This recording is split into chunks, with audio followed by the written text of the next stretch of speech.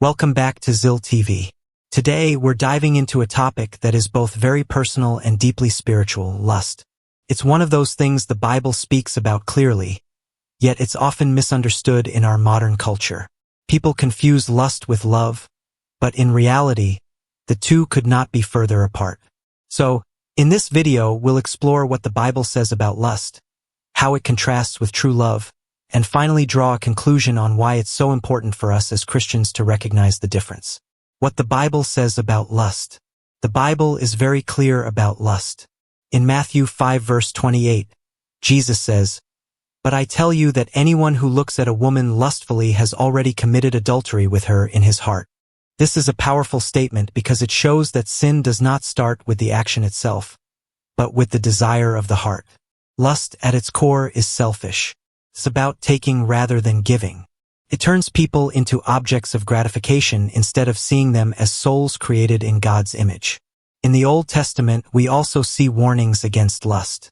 Proverbs 6 verse 25 tells us, "Do not lust in your heart after her beauty, or let her captivate you with her eyes." These verses highlight that lust is not just physical but also spiritual. It distracts us from God, distorts our relationships, and leads us down a path of sin and destruction. Paul in 1 Thessalonians 4 verses 3 to 5 teaches that God's will is for us to be sanctified, to avoid sexual immorality, and to learn to control our bodies in a way that is holy and honorable, not in passionate lust like those who do not know God. In short, lust is a counterfeit of love. It may look similar on the surface, but its foundation is broken. Lust versus love. Now let's draw a comparison. What is lust and what is love? Lust is selfish. Love is selfless. Lust says, "What can I get from this person?" Love says, "What can I give to this person?" A lust seeks instant gratification. Love is patient, waiting for the right time and context. As described in 1 Corinthians 13 verse 4, love is patient. Love is kind. Lust is temporary and fleeting. Love is eternal and grounded in God. A lust treats others as objects. Love values others as children of God. A lust is driven by desire. Love is guided by commitment and sacrifice. When we read 1 John 2 verse 16, we're reminded that for everything in the world, the lust of the flesh, the lust of the eyes, and the pride of life, comes not from the Father but from the world. In contrast, love is described as God Himself. God is love. 1 John 4 verse 8.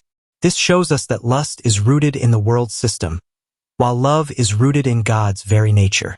In conclusion, lust is a distortion of something God created to be pure and beautiful. Promises satisfaction but only leaves emptiness.